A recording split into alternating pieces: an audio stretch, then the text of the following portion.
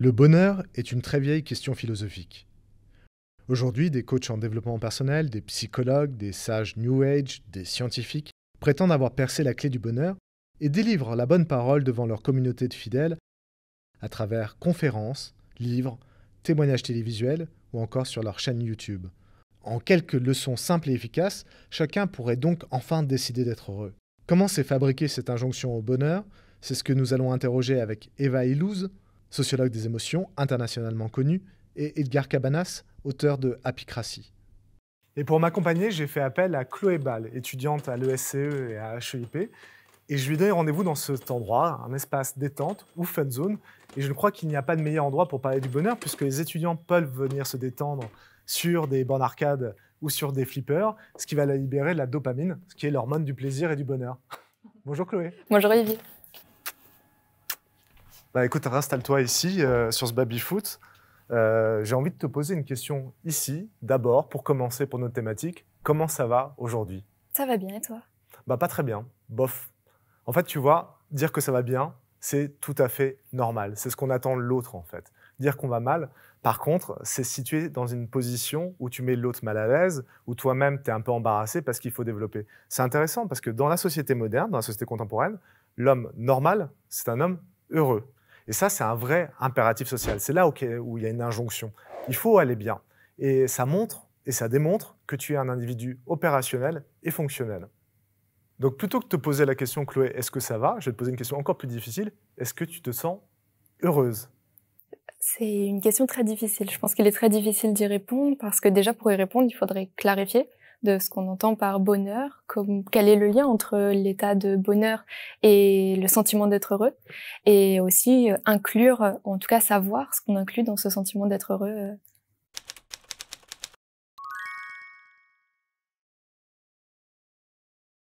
Bah, c'est vrai que, tu vois, c'est une question aussi vieille que la philosophie. On pose la question de la sagesse, mais on pose aussi la question du bonheur depuis le début. Il y a plusieurs façons de le concevoir. Je ne vais pas te faire toutes les écoles de la philosophie, mais en gros, on peut se dire que soit le bonheur, c'est un état vers lequel on va tendre, donc c'est un idéal, soit c'est, définition peut-être un peu plus modeste, c'est se dire, bah, finalement, le bonheur, c'est la recherche du plaisir et la recherche de la jouissance. C'est par exemple les épicuriens. C'est une autre définition qui est possible. Ou alors, on peut aussi se dire que c'est un état de plénitude et d'harmonie totale. Et en fait, cette définition est assez inquiétante, parce que pour Freud, par exemple, c'est proche de l'état de mort. Le seul moment où tu atteins la plénitude et l'harmonie totale et la réconciliation totale, c'est le moment où tu es mort. On n'a peut-être pas envie d'atteindre cet état-là. Et enfin, tu peux te dire, encore une autre version qui sera moins ambitieuse, c'est dire, bah, finalement, le bonheur, on peut le définir par la négative. Ça sera l'absence de peine ou de souffrance. Donc je sais ce qu'on peut se dire. Là, Olivier, tu bascules du côté de la vie des idées, la vie intellectuelle, mais c'est très très loin de notre réalité matérielle. En fait, c'est faux. Parce que cette idée du bonheur, elle est venue se concrétiser, elle est venue se matérialiser, notamment dans les déclarations. Les déclarations d'indépendance des États-Unis, tu te souviens de la date? 1776. Pas mal. 4 juillet 1776. Déclaration des droits de l'homme? 1789. Parfait. Et en fait, dans l'une et l'autre déclaration, il y a quelque chose qui est énoncé de l'ordre d'un droit à la recherche et à la quête du bonheur. Ça veut dire que cette idée, elle devient matérielle, elle devient concrète. Elle signifie que nous sommes tous, en tant que citoyens, à égalité devant cette aspiration et cette quête du bonheur. Ça devient véritablement synonyme de la promesse démocratique qui s'affirme à cette époque. Tu parles d'égalité et pourtant on sait que la déclaration d'indépendance des États-Unis a été établie donc le 4 juillet 1776 comme on le disait, alors que l'esclavage sévit encore aux États-Unis.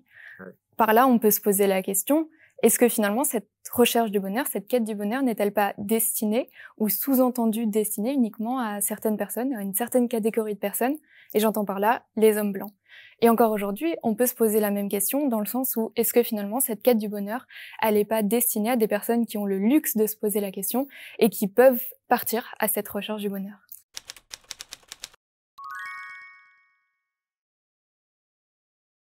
Ouais, je vois où tu nous amènes vers la critique de l'universalisme tel que celui des Lumières, et tu as tout à fait raison de porter sur cet angle-là. C'est un vaste sujet qu'on va mettre de côté. Par contre, je vais reprendre l'angle second que tu nous proposes, c'est-à-dire sur la société de consommation et sur le fait qu'il y en a qui ont plus accès que d'autres à cette quête et à cette recherche effective du bonheur. Et effectivement, il y en a certains qui sont plus privilégiés que d'autres. Il faut voir une chose, c'est que la société de consommation, elle s'est construite dans le prolongement de cette promesse d'égalité et promesse démocratique, en disant, on va proposer une nouvelle définition du bonheur qui n'est pas plantée dans le ciel des idées, qui n'est pas alimentée par un fatras métaphysique assez complexe, mais qui est l'idée du bien-être. Le bien-être matériel, de la sécurité matérielle. En gros, la société de consommation, et ça je l'ai vu dans une autre séance d'humanité, c'est de dire on va fournir la prospérité et l'abondance collectivement, ce qui va permettre de rejaillir individuellement et de permettre à chacun d'être heureux. Ce bonheur, donc, c'est le bien-être matériel.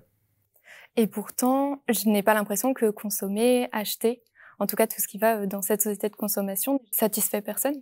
Cette promesse, finalement, elle n'est jamais satisfaite, n'est-ce pas?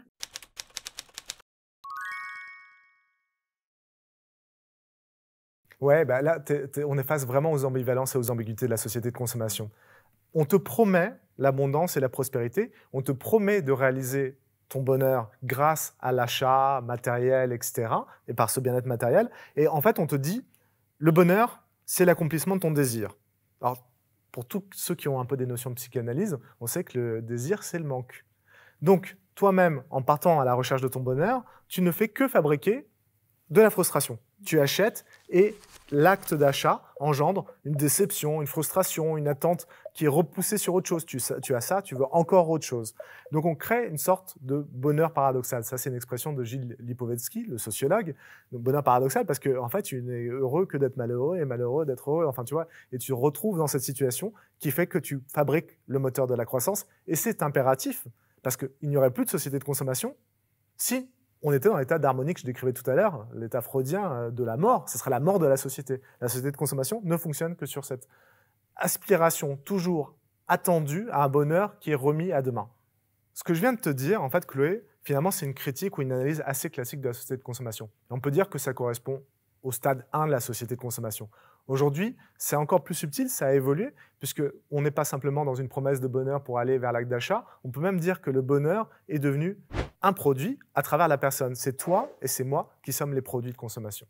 Tu as totalement raison. Par là, moi, je vois, j'ouvre mon téléphone le matin, je vais sur Instagram ou sur n'importe quel réseau social et on est ciblé par des publicités de certaines marques en fonction de nos aspirations.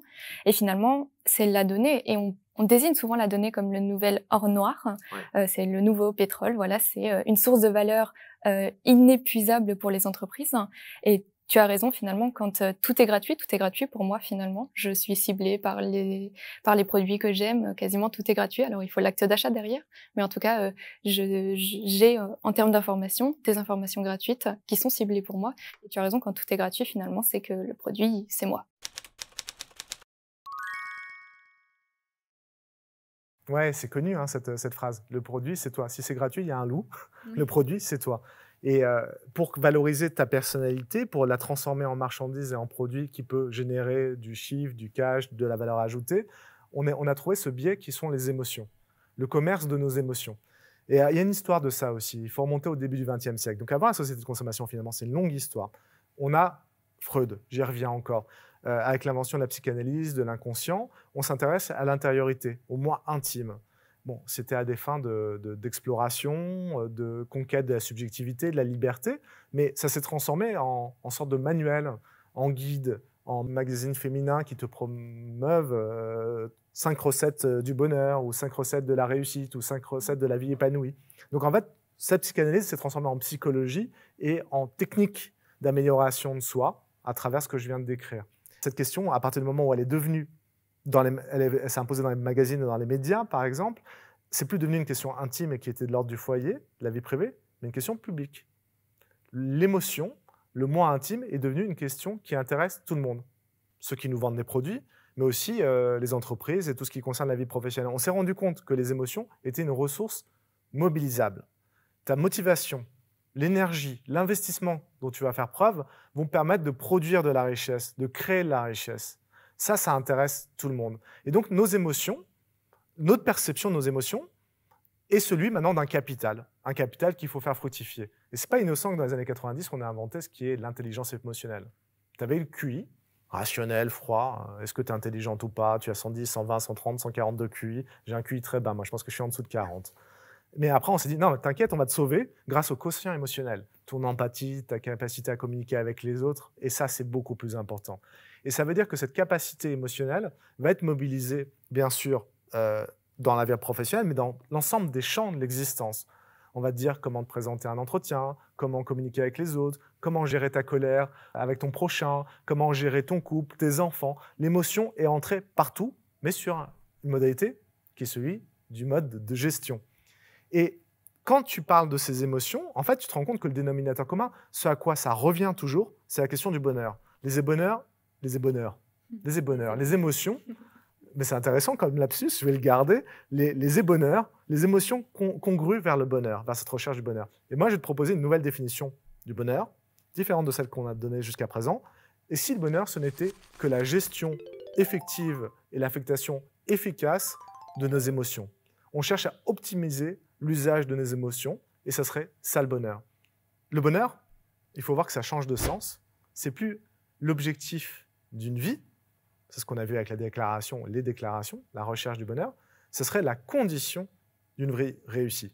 Tu affectes et tu gères bien tes ressources émotionnelles, eh bien tu réussiras tes entretiens, tu réussiras ton mariage, tu réussiras l'éducation de tes enfants, et ainsi de suite. Finalement, tu places le bonheur au sommet de la hiérarchie des émotions positives. Sauf que le problème, c'est que c'est toujours un idéal à conquérir, rien ne change. On court après cette recherche du bonheur qu'on n'aperçoit jamais.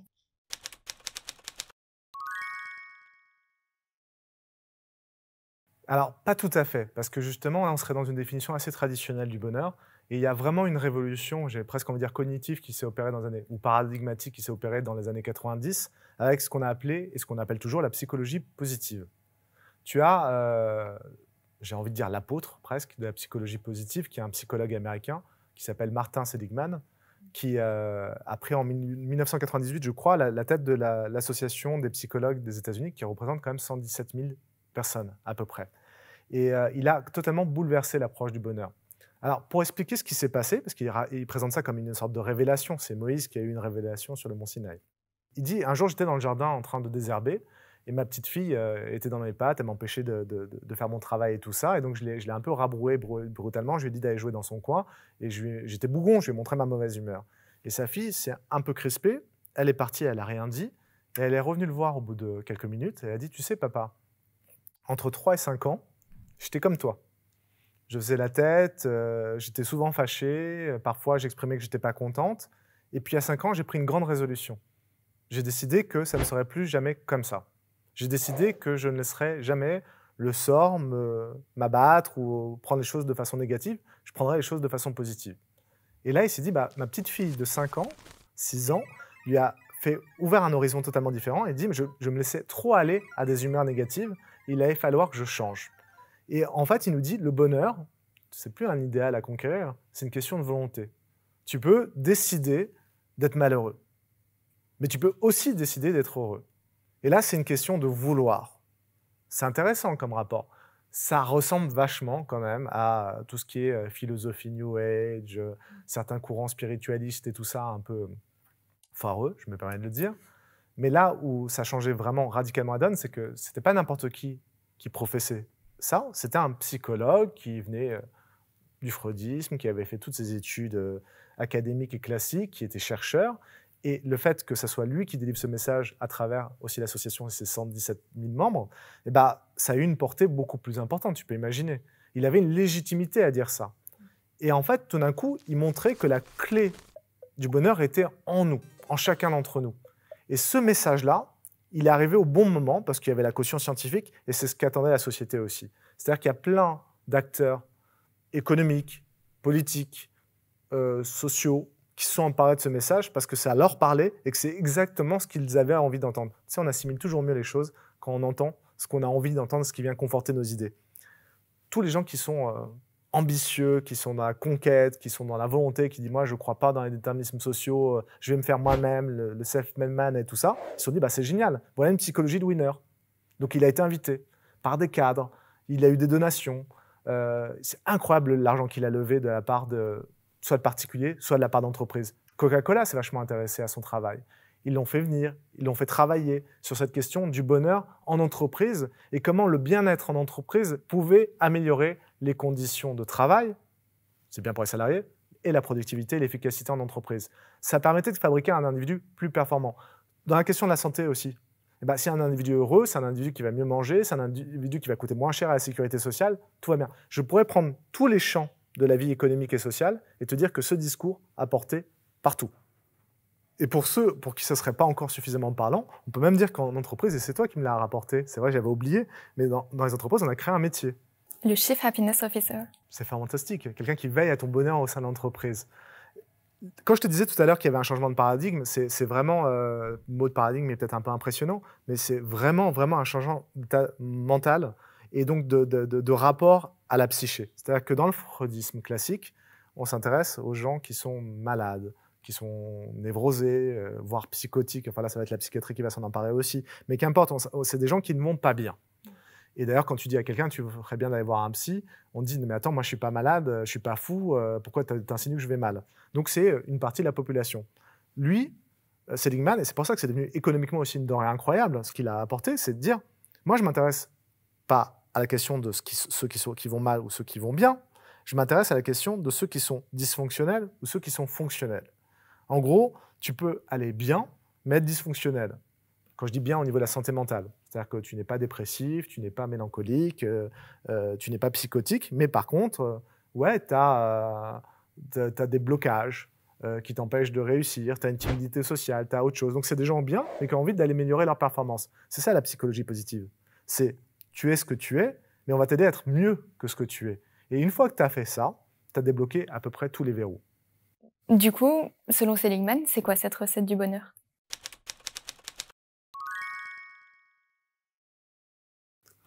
Oui, je vois que tu es en train de commencer à te prendre au jeu, en fait, parce qu'on a tous envie de connaître la clé du bonheur. Je vais te donner une réponse un peu à côté. Je te l'ai dit, Seligman, c'est un psychologue. Il a trouvé une alliance avec les entreprises, avec des fondations, même des églises qui s'intéressaient au lien entre la spiritualité et le bonheur, qui ont trouvé ça intéressant, cette articulation. Il y a aussi des coachs en développement personnel, qui en 5 ou 10 leçons vont t'expliquer comment améliorer tes performances, ton efficacité, ton bonheur, ta santé mentale ou je ne sais quoi, ou ta vie sentimentale ou je ne sais quoi. Tu en as un qui est très connu, qui s'appelle Robbins, qui a fait fortune grâce à ça, qui crée des séminaires gigantesques où les gens rentrent dans une sorte de transe collective. Il va voir les uns ou les autres, il y a une musique assourdissante qui passe, il te fait parler, il te fait pleurer, et à la fin, tu as eu un déclic et tu as un être nouveau qui va renaître. C'est vraiment christique, le truc. Tu meurs et tu renais, quoi. Très flippant, mais intéressant à regarder, donc c'est sur Netflix. Qu'est-ce qu'il dit au fond? Le message, il est extrêmement simple. C'est que, je te disais tout à l'heure, le produit, c'est toi. La richesse, la ressource, c'est toi. La beauté, c'est toi. Le potentiel, c'est toi. La singularité, c'est toi. Tout se trouve en toi. Chaque individu est unique. Chaque individu a une puissance absolue s'il arrive à la déployer. Et pour arriver à la déployer, il va falloir être honnête avec soi-même. Il va falloir regarder à l'intérieur, ne pas avoir peur de ses peurs et trouver le message authentique qu'on veut délivrer. C'est une quête d'authenticité, en fait. Si tu es en phase avec toi-même, si tu es fidèle à ce que tu es, eh bien, tu vas libérer un potentiel, j'ai presque envie de dire démoniaque. Je n'ai pas tout à fait répondu à ta question, puisque tu m'as dit quelles sont les clés du bonheur. Pour libérer cette puissance démoniaque qui est en toi, je vais te donner un conseil très simple. Tous les matins, quand tu te lèves, tu te regardes dans la glace et tu te souris. Et si tu te souris, le monde te sourira, parce que c'est toi l'instrument du changement. Tu te souris et le monde te sourira. Et en libérant cette pensée positive, parce qu'en plus, au niveau chimique, en te souriant et en faisant preuve de bienveillance à ton égard, tu vas libérer les bonnes hormones, quoi. Des hormones positives qui vont faire que les gens vont te regarder différemment et ça ira mieux pour toi. Quand je te le dis avec un peu d'ironie aussi, il faut être honnête. Finalement, ce que tu es en train de me dire, c'est que tout repose sur l'individu, tout repose sur nous-mêmes. Pourtant, j'ai pas l'impression que ce soit la clé. En tout cas, ce serait trop facile. Tellement de choses aujourd'hui dans notre société qui sont négatives. Je pense qu'il y a des maux de société qui aujourd'hui sont en train de prendre le pas sur le monde. Je parle du réchauffement climatique, bien sûr. Je parle aussi de la pauvreté, de la précarité. Je parle des violences qui sont de plus en plus nombreuses. Et pour moi, je vois pas comment je pourrais me concentrer sur moi-même, alors que tant de personnes souffrent. Je vois pas comment à l'intérieur de moi je peux trouver du bonheur quand autour de moi tout s'écroule.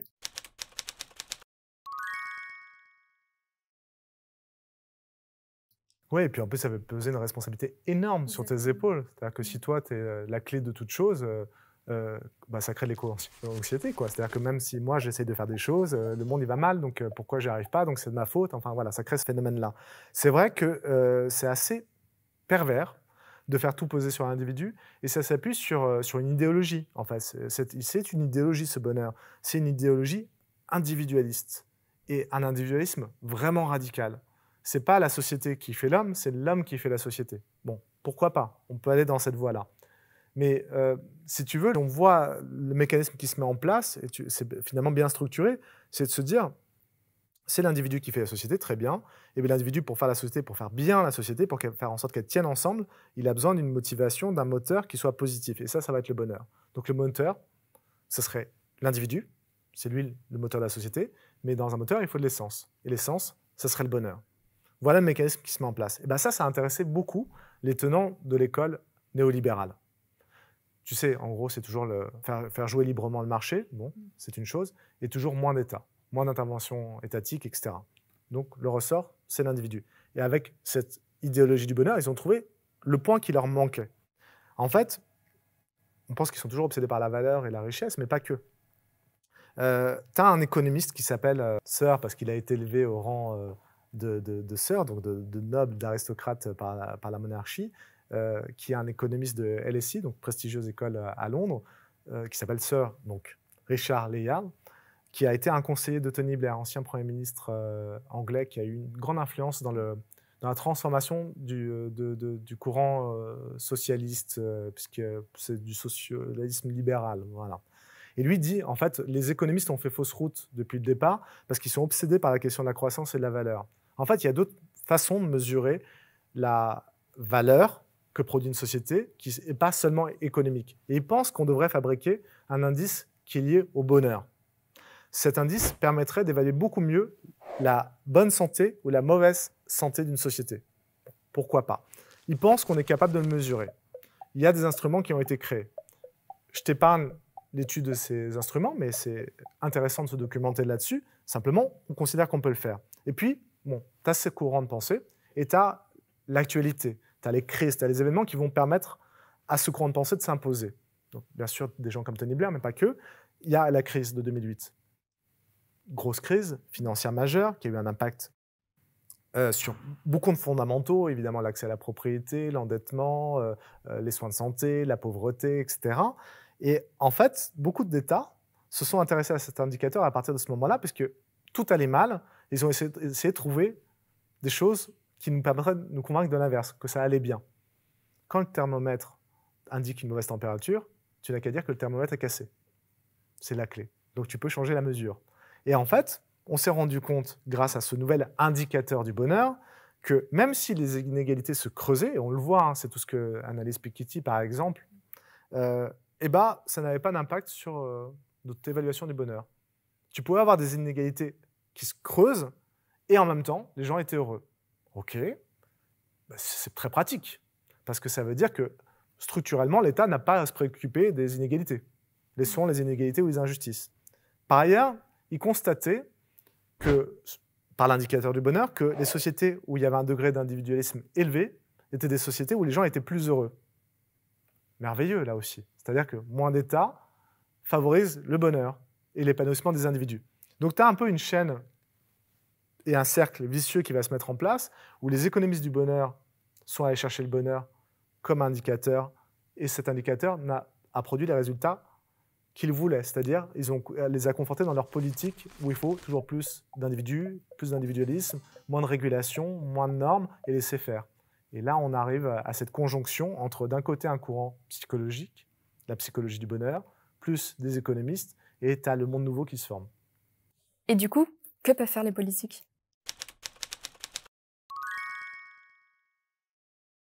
C'est bien le problème, parce que dans ce modèle, il n'y a plus de place pour le politique, la politique, les politiques. C'est-à-dire qu'en fait, on dit que le critère pour juger la vie bonne, c'est le bonheur. Et pour ça, on va mettre en place des techniques qui vont permettre d'améliorer le bien-être et la vie en commun. Bien sûr, tout ça fondé sur l'individu libre, flexible, autonome, bien sûr. Tu vois, j'ai étudié le nudge dans une notion pour les humanités. Et je me suis rendu compte que le nudge, entre autres choses, donc tu sais, c'est une façon d'orienter ton choix vers une décision qui sera favorable à la société, mais aussi à toi. Et en fait, c'est très problématique en soi de dire cette décision est bonne pour toi. C'est une décision, c'est par la technique qu'on fabrique la décision.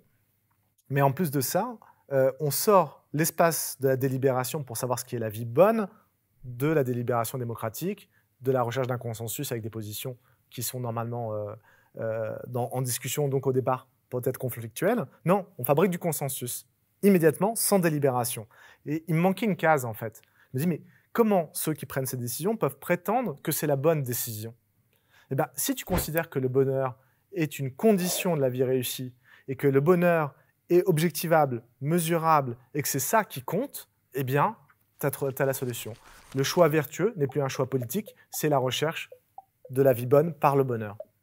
Que retenir de tout ça? Doit-on baser toutes nos décisions pour essayer d'atteindre cet idéal de bonheur?